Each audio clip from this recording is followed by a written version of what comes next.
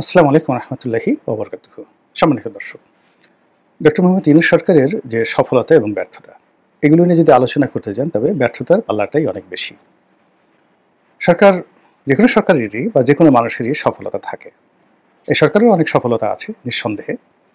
আর সেই সফলতার একটা প্রধান উপলক্ষ হলো আজকে এই আপনাদের সামনে যেভাবে কথা বলতে পারছি বা তাকে নিয়ে বা তার সরকারকে নিয়ে যেভাবে নির্ভয়ে সমালোচনা করতে পারছি, এটা ইউনূস সরকারের একটা বড় সফলতা, যেটি আগে আমরা ভোগ করিনি। তো আমরা কৃতজ্ঞ, আমরা অনেকে কৃতজ্ঞ এবং আমরা যে সমালোচনাগুলো করছি, বিশেষত আমি যে সমালোচনাগুলো করছি, এটার একটা উদ্দেশ্য থাকে যে এর থেকে ডক্টর মোহাম্মদ ইউনূস শিক্ষা গ্রহণ করবেন এবং তিনি সিদ্ধান্ত নিতে পারবেন। আমার সব কথা যে ঠিক তা নয়, কিন্তু আমার যে ভিন্ন মত, এই ভিন্ন মতের কারণে তাদের চিন্তায় যদি একটু ধাক্কা লাগে এবং তারাও যদি একটা ভিন্ন চিন্তা করতে থাকেন, তাহলে সরকারের জন্য অনেক অনেক ভালো হয়। বর্তমান ইউনূস সরকার যে সকল কারণে ব্যর্থতার দিকে এগুচ্ছেন, সেই ব্যর্থতার কতগুলো কারণ, বিশেষ করে ৬-৭টি কারণ আমি আপনাদের সামনে বলব। প্রথম যে কারণ, এটি হলো ডক্টর মোহাম্মদ ইউনূস। তিনি যেখানে বসে আছেন, যে কর্ম কাজ করছেন, তার চিন্তা, অর্থাৎ তার শরীর যমুনাতে, কিন্তু তার মন আমেরিকাতে। তার শরীর বাংলাদেশে, দেহ বাংলাদেশে, কিন্তু তার চিন্তা এবং চেতনা মহাকাশে, স্টারলিংকে। ফলে কি হলো, মানে তার চিন্তা চেতনার সঙ্গে তার যে বাস্তবতা, বাংলাদেশের বাস্তবতা, এটা মিলছে না।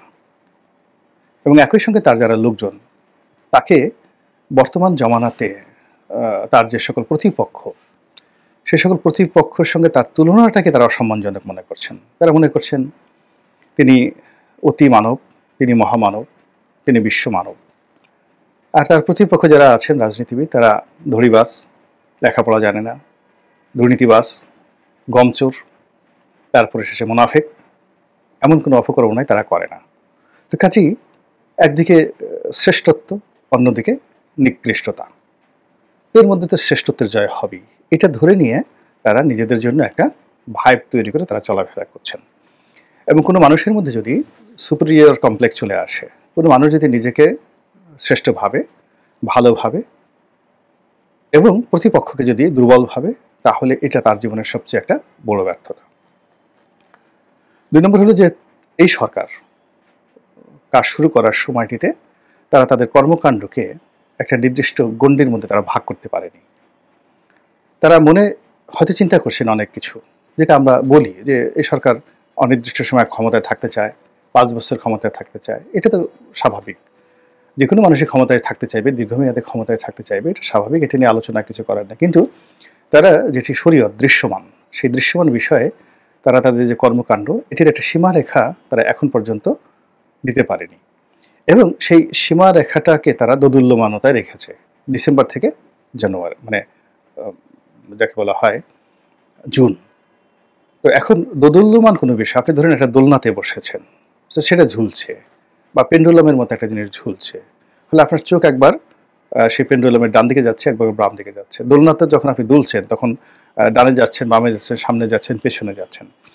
এই সকল বিষয়ের উপরে কখনো কোনো মানুষ দৃষ্টি নিবদ্ধ করে না। কিন্তু আপনি যদি মাঝামাঝি একটা জায়গাতে বলতেন যে ঠিক এই সময়টিতে, জুন মাসের ৩০ তারিখে, কোনো ডিসেম্বরে না, এখানে নির্বাচন হবে, এরকম একটা সীমারেখা তারা তাদের কর্মকাণ্ডে রাখতে পারছেন। এটা তাদের দ্বিতীয় দুর্বলতা।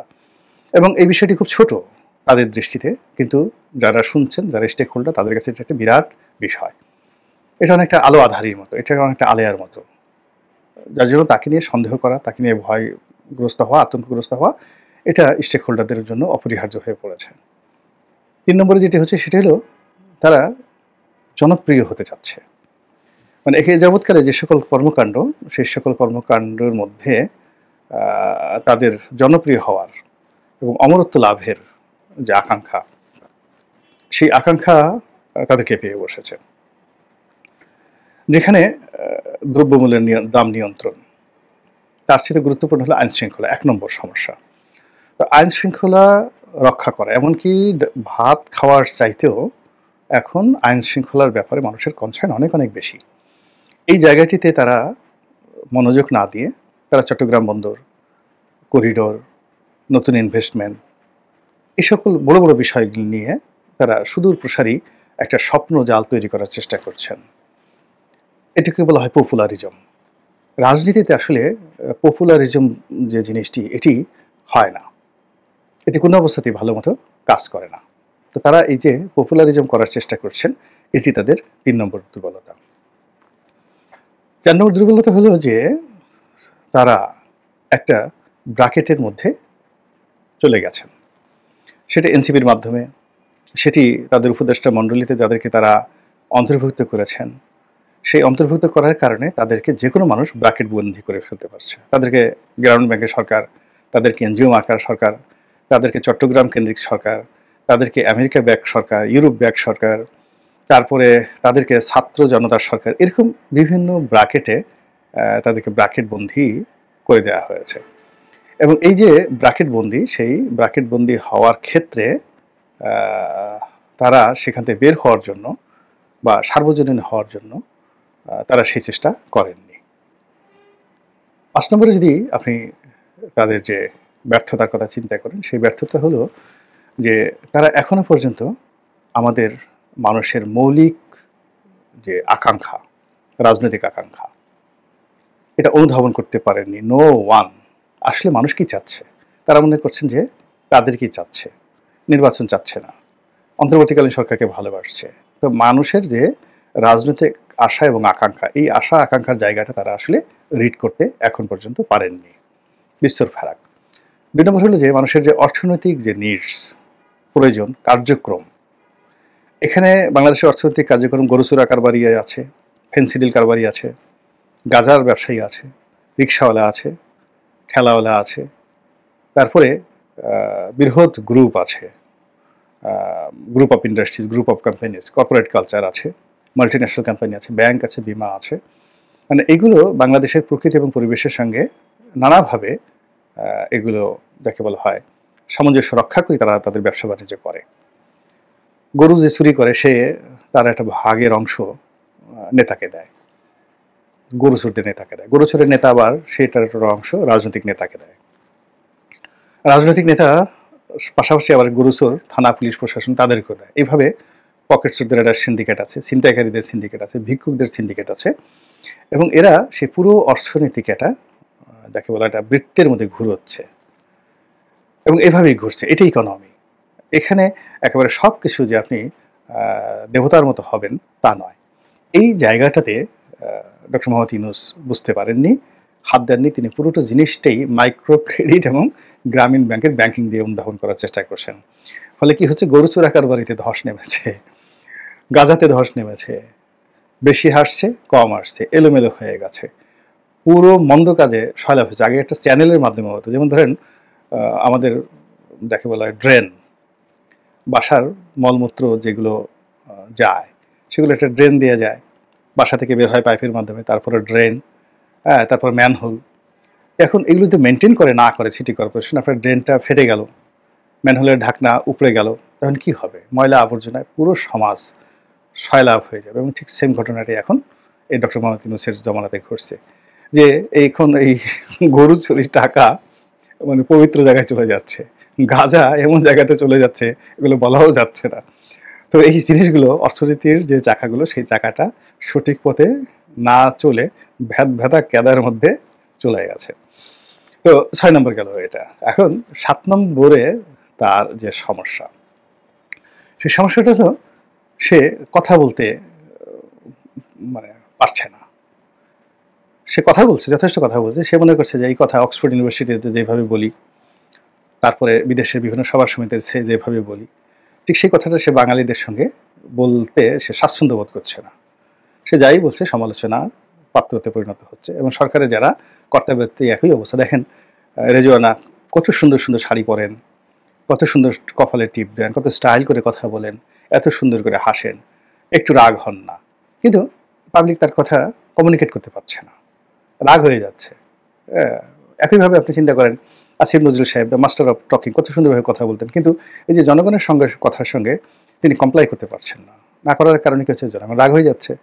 আর এই ভয়ে অনেক লোক, আদিলুর রহমান শুভ্র সাহেবের মতো লোক, তারপর শেষে অন্যান্য যারা আছেন, বিশেষ করে ব্রিগেডিয়ার সাখাওয়াতের মতো একেবারে জবানে তালা লাগিয়ে ফেলেছেন যে না, কথা আমরা বলবো না।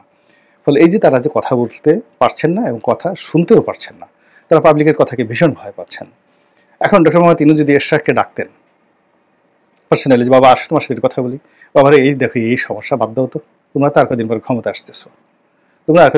আসতেছো, বাবা তোমার যখন যা দরকার আসো আমার কাছে বলো, আমি দোয়া করি তুমি অনেক বড় হও। তুমি আমার কাছে এই খণ্ডিত চাচ্ছ কেন? তোমার বাবা অখণ্ডিত সিটি কর্পোরেশনের মেয়র ছিলেন, তো অখণ্ডিত সিটি কর্পোরেশনের মেয়র ছিলেন, পুরো ঢাকা শহরের মেয়র, আর তুমি দক্ষিণ সিটির মেয়র হওয়ার জন্য লাফাচ্ছ। তুমি আমার কাছে দাবি করবো যে আপনি তাড়াতাড়ি এই দুই ঢাকাকে শেখ হাসিনা আলাদা করে দিয়েছেন, আপনি এক করে দেন, এটা তোমার জন্য লাভজনক। এবং তোমার প্রতিদ্বন্দ্বী এই ঢাকা শহরে তখন দুই ঢাকার উত্তর এবং দক্ষিণ যদি এক হয়ে যায়, ইলেকশন হয়, এই বিএনপি যদি ক্ষমতায় আসে, তাহলে তোমাকে ছাড়া কে মনোনয়ন দেবে কাকে?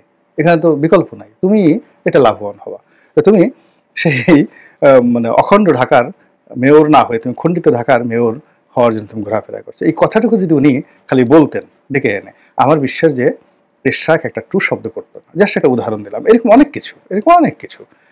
তিনি মুভ করে বিভিন্ন জায়গাতে যাচ্ছেন, বিভিন্ন মানুষের সাথে কথাবার্তা বলছেন। তো তিনি এই যে মানুষের সাথে কথা বলতে ভয় পাচ্ছেন, এটাই হলো তার 7 নম্বর ব্যর্থতার দলিল। এখন তাকে যেতে হবে, যদি অক্টোবরে যেতে হবে। কিভাবে তিনি যাবেন? 7টি দরজা তার আছে। 1 নম্বর দরজা হলো শান্তিপূর্ণ একটা দরজা, একেবারে জান্নাতি দরজা। তিনি সুন্দর একটা নির্বাচন করবেন, তারপরে শেষে তিনি ক্ষমতা হস্তান্তর করবেন, ফুলের মালা নিয়ে হাসতে হাসতে চলে যাবেন। এই একটা দরজা, এদিকে সম্ভব? আপনারাই বলেন। 2 নম্বর দরজা হলো যে তিনি ওই যমুনাতেই থাকবেন, তারপর হঠাৎ করে একদিন ওখানে তিনি অসুস্থ হয়ে পড়বেন এবং ওখানে যা কিছু হওয়ার হবে, আর আমি আঁকালাম না। 3 নম্বর দরজা হলো যে তিনি যমুনা থেকে বের হবেন, বের হয়ে বাংলাদেশের মধ্যে কোনো একটা জায়গাতে যাবেন এবং সেটা সম্মানজনক নয়। 4 নম্বর দরজা হলো অলনে ছাড়েন, এখন তিনি জাপানে আছেন, তিনি বিদেশে কোনো একটা জায়গাতে যাবেন, তারপরে শেষে তাকে যাকে বলা হয় এই বাংলাদেশের যে পরিবেশ পরিস্থিতি সম্পর্কে তিনি জানবেন, আর তিনি সেখান থেকে ফেরত আসবেন না, এরকম একটা ঘটনা।